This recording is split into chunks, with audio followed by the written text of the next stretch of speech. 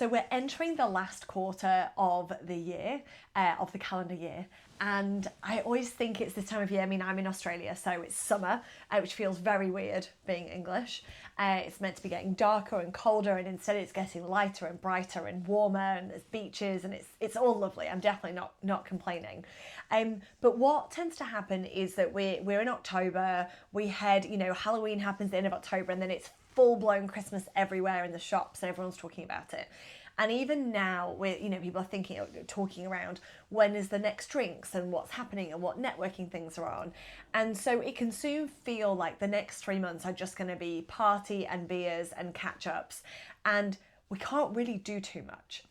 And I wanted to share a little bit about, I guess, really my focus and what I'm training teams on and around at the moment, because we work with clients throughout the year, but we're looking at different ways that we approach the way that they can engage and build pipeline. And there's different priorities that we focus at different times of the year. So if we think about this time of the calendar year, and I know that the UK and the US don't close down as much as we do. So our summer holidays, just like the UK and the US experience, there's those kind of 6 to 8 weeks where it feels like we can't really get hold of anybody, and there's always somebody away or waiting for somebody to come back. Same thing happens over here. So it's all about preparation. If you are prepared for a quieter month, or a month where you're focusing on re-engaging or connecting or gathering intel or building and growing relationships rather than maybe heavy prospecting, we need to be really mindful of what we do at what times of the year to suit the clients that we work with. Now, I remember many years ago, I just moved to Australia, and I remember I took off like the whole of June, and I was in a managed service provider, and I remember I was away for my birthday. I was like, I'm taking the whole month off. I'm going to go travel around the US. It's going to be great. And what I didn't realise was that June was the time where all of our local governments, all of our schools were all making decisions.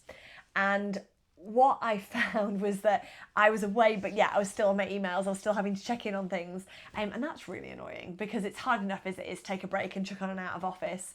But if you're now fielding questions, or we've got budget, or it's the time when you need to be following up, it's the most distracting time to go away. So for me, I kind of just parked the June travel. I definitely leveraged the December travel, great time to go home, but also a great time to actually be off and have time to relax. So giving that example means that not every industry is going to be the same. And so for me now, although we still very much heavily work with tech and SaaS and cyber, for me, I still find June's probably one of our quietest times.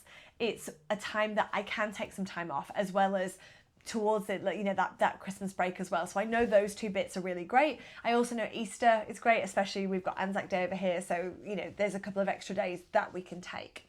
So with that in mind, I will figure out my year based on what I know. And every year I learn something new. Every year things get a bit quieter or a bit busier during times where I maybe weren't expecting it. So I learn from that, and then we impact it, or we implement it, I should say, into the following year. So with that in mind, we're in October, and it's Cyber Awareness Month, which is a great time, especially if you're in the industry, to use that to add value and educate. We've then got into November, which for me is a bit of a nothing month, as in the fact there's nothing really on, but there's nothing really taking away from that. So I can go really hard in November. And then in December, I start to book in my conversations for January and February. Now, I find that December can really ramp up really quickly to be extremely busy. And it's people that are, freaking out towards the end of the year. They've got to make a decision. They've just lost somebody. They need a headcount, or they're planning their training for the following year and a kickoff.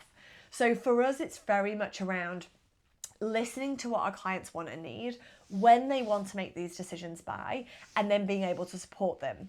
The last thing I would recommend doing is pushing hard during a month where everyone else is trying to take it easy, when I'm talking about your clients. So if I think, and give you that example there, is that if I know in December that I need to book all my meetings in, I've got nothing happening, and my manager is asking me where my prospecting is and where pipeline is, I would have a conversation with them about the fact that may not be the best time for me to be pushing that in. It may be a great time to be sorting out the field and working out our CRM and working out who we're going to be prospecting to, and looking at how we can start to grow our meetings for January and February, not necessarily pushing through, because you have the risk, I guess, the risk of burning bridges, of burning opportunities. I've got my cup of tea here. So if we think about it in that realm, it's all really around planning and mapping out and having a really clear structure that you and your manager are happy with.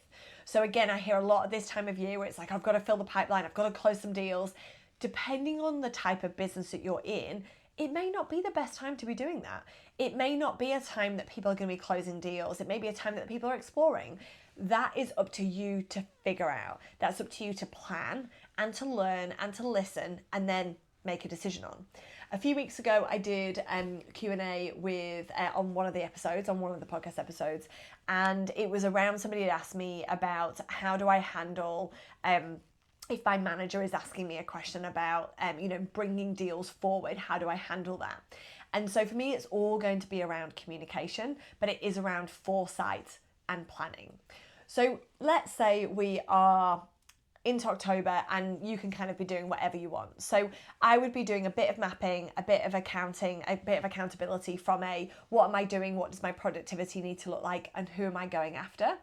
I would want to also make sure that my January and February is starting to fill out with meetings, because there is nothing worse than going on a break, even if it's 4 days or if it's 4 weeks, and coming back to an empty meeting run for that week. So my tip is always planning for any breaks or any time where people are quieter, where there's maybe not as much going on, because then when you come back, so do they. And so if I take Australia again as an example, we will find then that in January, people will come back anytime really from the 6th of Jan all the way through to the beginning of Feb, school holidays. School goes back then. So for us, if I waited until the first week of Feb to really start engaging again, that's when everybody is back online. Last year, we found in the first week back, so we were calling from the week of the 5th of Jan, which is almost unheard of in Australia, I find. But what that meant was that we were very successful. It meant that we were catching people that aren't usually available. We were catching people that weren't as busy because it was their kind of downtime and they were playing catch up. So we found that worked really well, and we're going to be leveraging that again for 2026. But we learned about it, we trialed it, we did it, it worked, we're going to do it again. If it didn't work, I would push it out by a week and we'd start again then. So it's very much around like what do we know? What do we know about habits? And if this is your first year selling, if it's your first year in that industry or in the company that you're in, go and ask other people about what is out there, because they're going to be able to give you a better idea. And then if you are taking leave, plan around that and book time for when you're back. If I look at me, like my approach right now, within the business, we're probably booked out discovery and opportunity and client-wise about 3 weeks, 3 to 4 weeks-ish. So I'm booking now for mid-November for inquiries or meetings, and I'm booked out from I'm booked out from a capacity perspective. We're looking then, we've probably got the capacity to bring on two new clients for the rest of 2025. So that's really all we've got to do. We've got a really healthy pipeline. We've got some great conversations happening.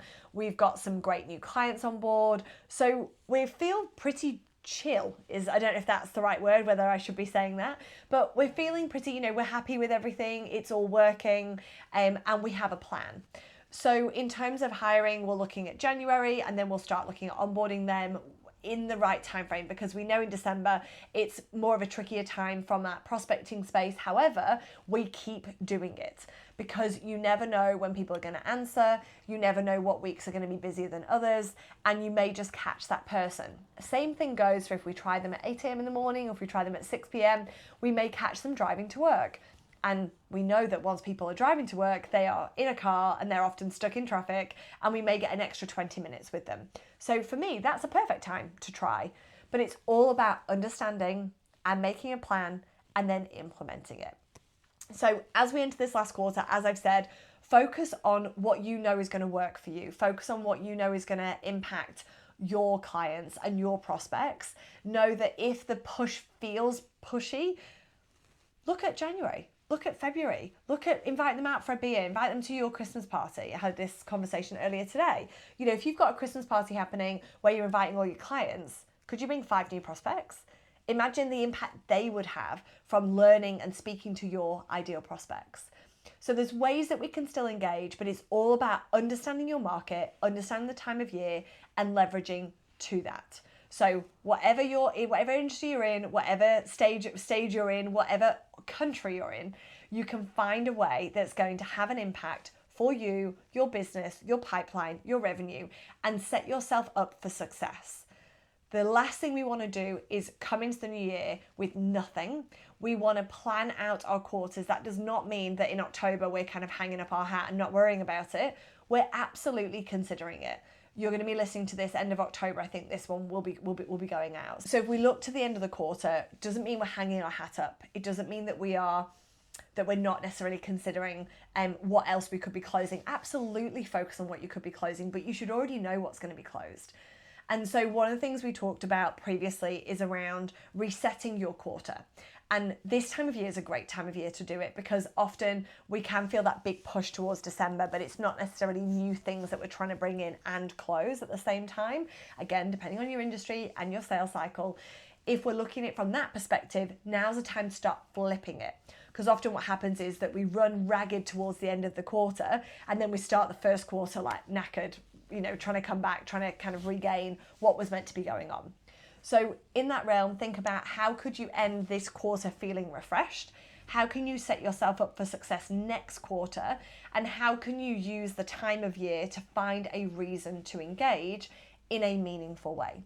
So LinkedIn, building connections, going along to networking events. It's event season right now, especially in Australia. Actually, I would say all over the world right now, from our clients and what they're sharing. So with that in mind, be mindful as kind of what's going on. Event season's in full flow. Use that. Use the follow-up. Find out what's going on. Gather intel and book your meetings. Do not be afraid to book them for next year.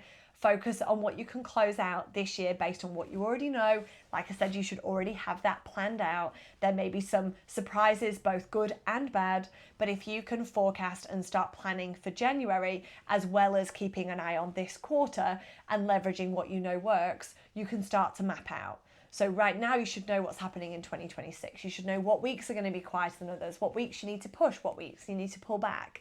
And so when you get really clear and really well planned on that, you're going to be more successful.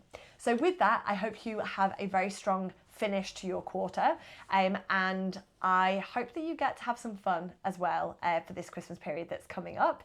I'll be back again next week, maybe with or without my cup of tea, but I hope you found this quick one valuable. It's for you if you are looking at how you can make the most of your last quarter. Feel free to share it with somebody, maybe a friend, maybe a colleague, maybe a boss. See if they can get some value from it as well, and happy selling.